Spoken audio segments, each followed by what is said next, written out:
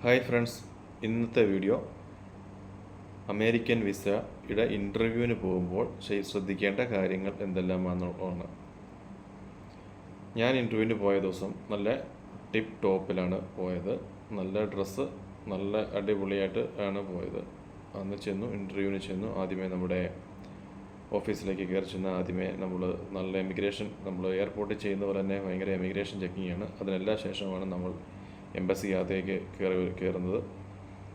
Embassy ചെന്ന് കഴിഞ്ഞാൽ നമ്മൾ ആദ്യമേ കൊടുത്തത് എനിക്ക് ഫിംഗർ പ്രിൻ്റ് ആയിരുന്നു. ഫിംഗർ പ്രിൻ്റ് കൊടുത്തതിന് ശേഷം അത് കഴിഞ്ഞിട്ടാണ് പിന്നെ മെയിൻ ഇൻ്റർവ്യൂവിന് എന്നോട് മെയിനായിട്ട് ചോദിച്ചത്, നിങ്ങൾ എന്തിനാണ് അമേരിക്കയിൽ പോകുന്നതെന്നാണ് ഫസ്റ്റ് ക്വസ്റ്റ്യൻ വന്നത്. പിന്നെ എത്ര നാളവിടെ സ്റ്റേ ചെയ്യും, നിങ്ങളുടെ ഇവിടുത്തെ ജോലി എന്താണ്, നമ്മുടെ പർപ്പസ് എന്താണെന്ന് മാത്രമാണ് മെയിനായിട്ട് അവർ ചോദിച്ചത് എന്നോട്. എനിക്ക് അമേരിക്കയിൽ നിന്ന് കാണണം എന്നുള്ള ആഗ്രഹം മാത്രമേ ഞാൻ പറഞ്ഞുള്ളൂ. എൻ്റെ ഏറ്റവും ആഗ്രഹമാണെന്ന് ഞാൻ പറഞ്ഞു. അപ്പോൾ നിങ്ങൾ എത്ര നാൾ അവിടെ സ്റ്റേ ചെയ്യുമെന്നുകൊണ്ട് ചോദിച്ചു. അതെല്ലാം കഴിഞ്ഞതിന് ശേഷം ഞാനോട് പറഞ്ഞു, നിങ്ങളുടെ പാസ്പോർട്ട് നിങ്ങൾ 3 ദിവസത്തിനകം വന്ന് കളക്ട് ചെയ്തോളാൻ പറഞ്ഞു. അത് ഇത്രയേ ഉള്ളൂ. അല്ലാണ്ട് ഈ അമേരിക്കൻ വിസയ്ക്ക് പോകുമ്പോൾ ഭയങ്കര ഇൻ്റർവ്യൂ ആണ്, ഭയങ്കര സ്ട്രിക്റ്റ് ആണ്, അതാണ് ഇതാണ് എന്നൊക്കെയാണ് പറഞ്ഞിരുന്നത്. പക്ഷേ അങ്ങനെയുള്ള ഒരു കാര്യങ്ങളും എനിക്ക് ഉണ്ടായില്ല. ഞാൻ എൻ്റെ അനുഭവമാണ് പറഞ്ഞത്. വളരെ സിമ്പിളായിട്ടാണ് എനിക്ക് ആ ഇൻ്റർവ്യൂ തോന്നിയത്. ഇൻ്റർവ്യൂ പാസ്സായി അപ്പം തന്നെ അവർ പറഞ്ഞു, നിങ്ങൾ 3 ദിവസത്തിനകം വന്ന് നിങ്ങളുടെ പാസ്പോർട്ട് കളക്ട് ചെയ്തോളാൻ പറഞ്ഞു. എനിക്ക് അങ്ങനെ US വിസ കിട്ടിയായിരുന്നു.